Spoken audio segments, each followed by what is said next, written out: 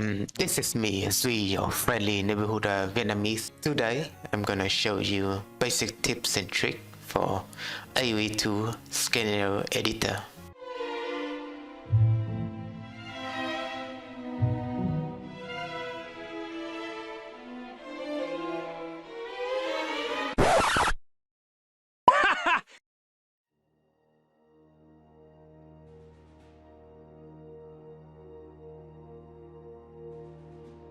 So when you first created a scenario, you're greeted with a map panel, and from the map panel you can choose your option to whether generate a blank map with a different preset. Like you can choose the color mood to change the lighting of your map, and you can generate a blank map with a certain type of terrain. For example, you can generate a map with only dirt one, like so. For the random map, in the game there are preset a number of random maps. Generate an arena map like so, and it will give a different random seed every time. And for the seed option, you have the option to change your seed to a specific seed. So it will always generate the map into whichever seed you like. So for example, with this map Atacama, you can only generate a seed into this specific map. And next you have the terrain panel, which allows you to paint over certain types of terrain into your map. So it's just pitch red. There's also a painting mode called a layering mode. If you take that and started painting, example I chose black, and if I layer black over on any terrain, it will have like this certain types of effect. You can combine your knowledge with the map terrain tools and a layering mode to a great effect. For example, you can generate all kinds of funky stuff. And for the beach type options, it will always put it to default at first, but you can change it, for example, to none. If you paint your map, there shouldn't be any funky beach going on, but if it's default, then it should generate some type of beach terrain. But you can change the beach terrain into a different kinds of beach terrain, and if you paint over it again, then your beach terrain would be replaced. After that, we have the elevation option. Different elevation can be layered into your map. For example, you can layer the terrain up to elevation 5. Although you shouldn't play with elevation if you're planting it nearing a water source, because it will eat your water terrain up. Next up, you have the cliff option. Allows you to place linear line of cliff. So for example, you just place cliff like this. Or if you downloaded my designer dataset mod, you can just place cliff through the units option, like so. And you can rotate the clip to generate what kind of ever clip you like. But next up, you have the map copy option. In this panel, you can actually copy a section of your map, but first you need to drag to a selected area first. And after you click the copy mode button, if you place a copied section over to an area, of the terrain and the units and everything that you have copied from will be pasted into one different section. And aside from copy all, you can put your option to only copy building, for example. So only buildings will be copied into the map.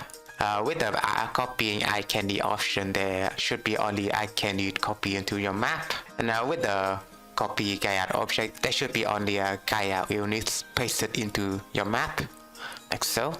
Even with a Gaia place unit and buildings. And with terrain, you can place out certain terrain units, like a Gaia unit besides the usual Gaia units and buildings. And with the unit copy option, it will only paste out units minus the buildings. And within the copy mode, you can actually rotate everything to a certain degree. So just flip left and right option, it will flip your copied stuff horizontally or vertically. And if you click on change player, then all your units and buildings would be changing into a certain player.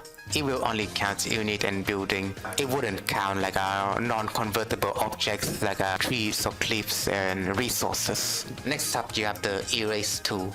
For example, if you want to erase building, you can do so. Or if you want to erase a certain kind of object, then feel free to do so.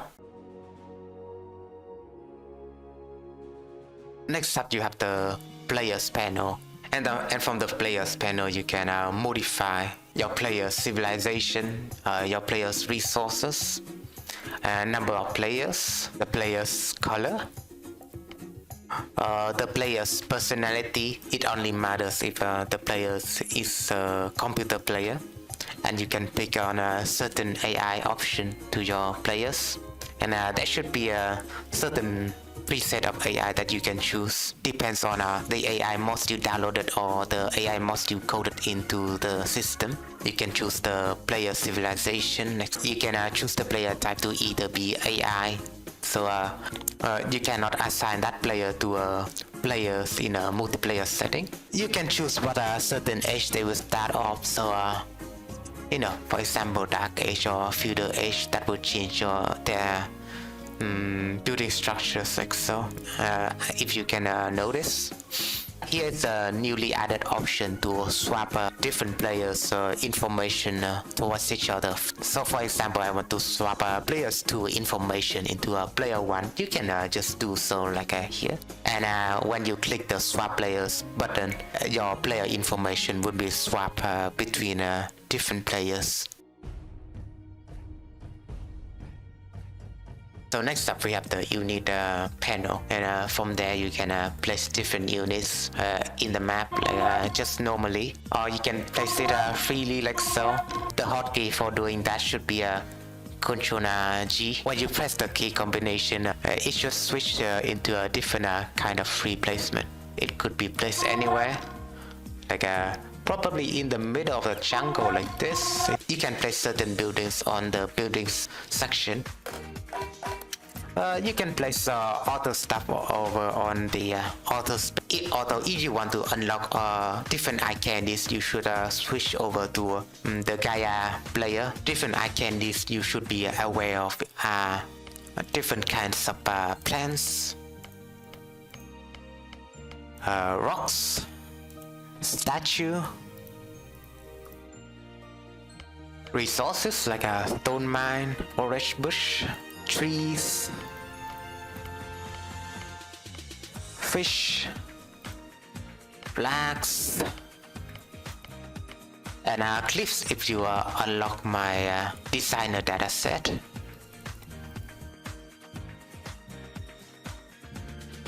And lastly, you have the hero section, which are present on the main campaign. If you want unit to present their hitbox, there's a key combination called Control A. If you cycle between Control A, you can see your unit hitbox like so. Or it could only display like a resource unit box.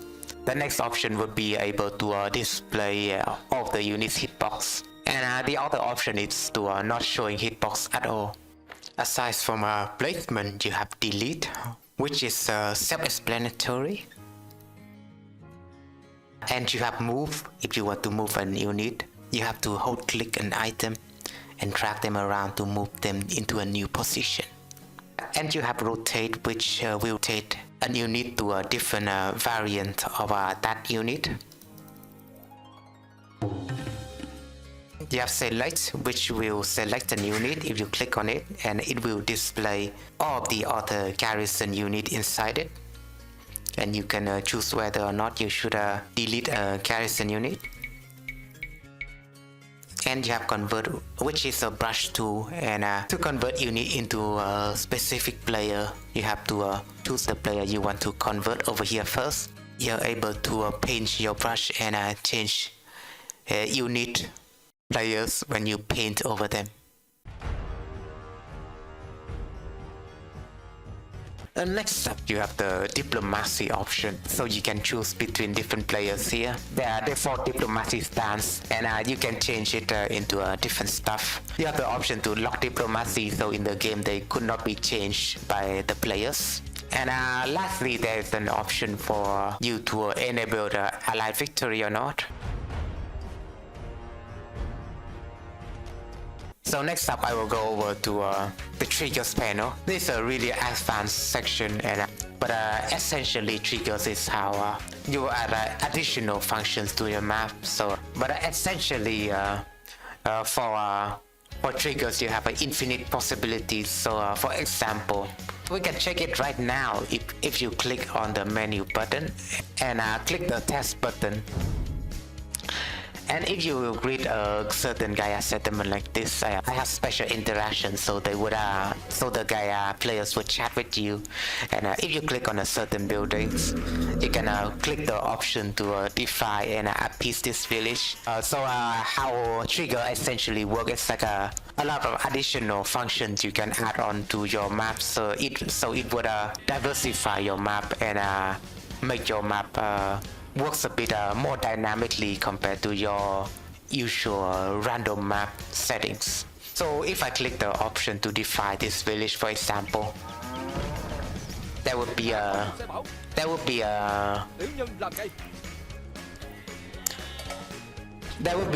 Gaia unit. There would be an enemy Gaia unit that got there would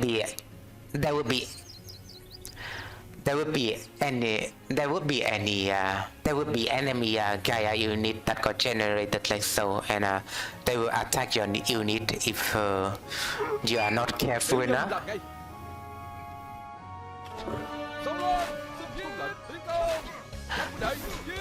I would say just kill them one by one. I will go into our basic triggers making for a bit. So if you click on a new triggers like this, it'll be a trigger 0 at first, but you can choose different starting state to it. Like for example, if I click on then the trigger should start working altogether. If you click on the off option, it would not work until there's another trigger to enable this trigger, for example. And in this description box, you can put different description to your triggers to packet of something important, for example, so you wouldn't forget their function and stuff like that. Or you could either pick an option to display it over on the objectives panel, or you can have the option to display a short description, and the short description should be the description that you often see in different scenario and campaign over on the top right panel. And description order would be by set my description, set the trigger 0 description 1 to a description order 1, and this trigger description to a description order 2. You can check the description order over here on the objectives panel. You can see that description 2 got displayed first because it has a bigger description order. Over on the top right, you should see the short description, and I will demonstrate how trigger looping works. With this first condition here, I've created a timer condition, and in the effect I will create like a create object effect that will synchronously create a man-at-arm unit. After that, it should task the man-at-arm unit into a different section of the map. And if the trigger is super, then the man-at-arm would get created non-stop like this until there's a different trigger to disable that looping triggers. So for example, if you wanna create man-at-arm triggers, create man-at-arms for 10 seconds, like you can create different triggers for a certain timer, like after 10 seconds, there would be an effect called deactivate triggers that it will call the create man-at-arm triggers to stop. And after 10 seconds, the creation progress will stop.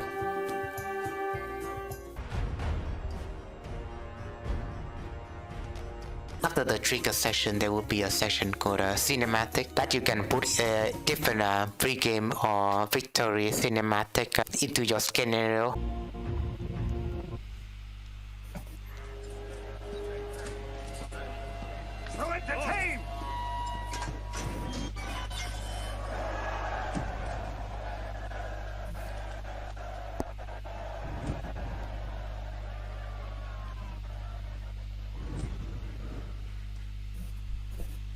All right.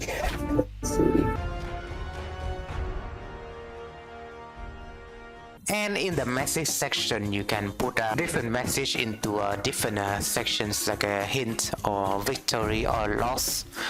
When the scenario is over, then it would find a victory message or a loss message. In the objective, you could see the scenario instruction. In the triggers, I have also explained that scenario instruction can also be generated using triggers. And next up, you have the options section where you can choose for different additional options to your players. So for example, player 1 here, I can enable or disable certain units of buildings. And with all the buildings over on the building list, your villager wouldn't be able to build any new buildings. The same goes for units and technologies. So for example, if you fully disable every unit or every text like so, then you wouldn't be able to train anything. There wouldn't be even any technology that you can research. You can choose different difficulty setting that you can test. And if you take the full tech tree for a player, you can choose whether or not a player should have a full tech tree enabled. If they have a full tech tree enabled, then they can research whatever things they like, even though it could get disabled within a civilization.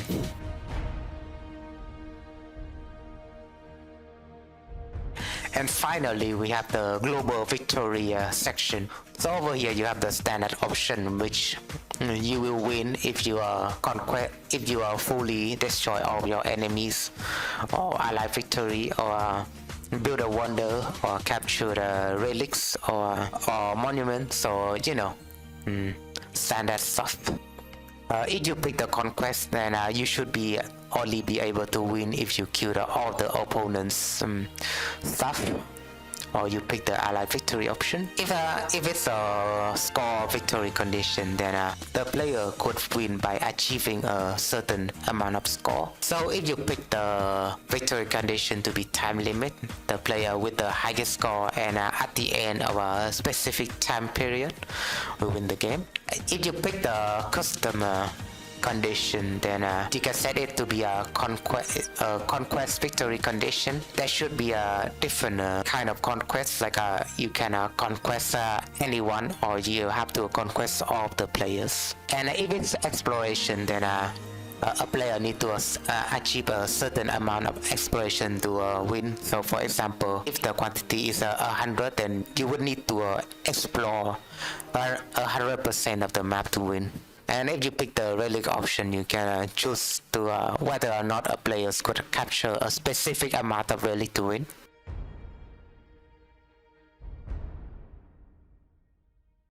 So lastly, I will go over to useful hotkeys that you might not know. Control 8 to display a unit hitbox like so. And you have the hotkey Control G to place the unit freely or on grid. So Control S should be the hotkey to quick save your scenario. And if you are on the triggers section, there's a hotkey to create triggers on whenever you like. So for example, if you click on new over here, it will just create your triggers on the last position of the list. But if you hold control and click on new, then triggers would only get created below a certain section.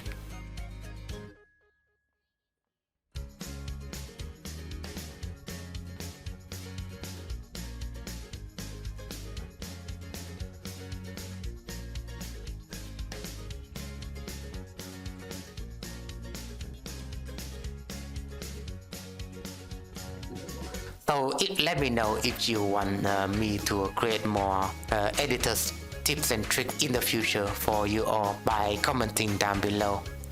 Or leave a like on this video. This has been Zui, and I hope you find this video helpful. And as always, humanity first. Stay safe, everybody.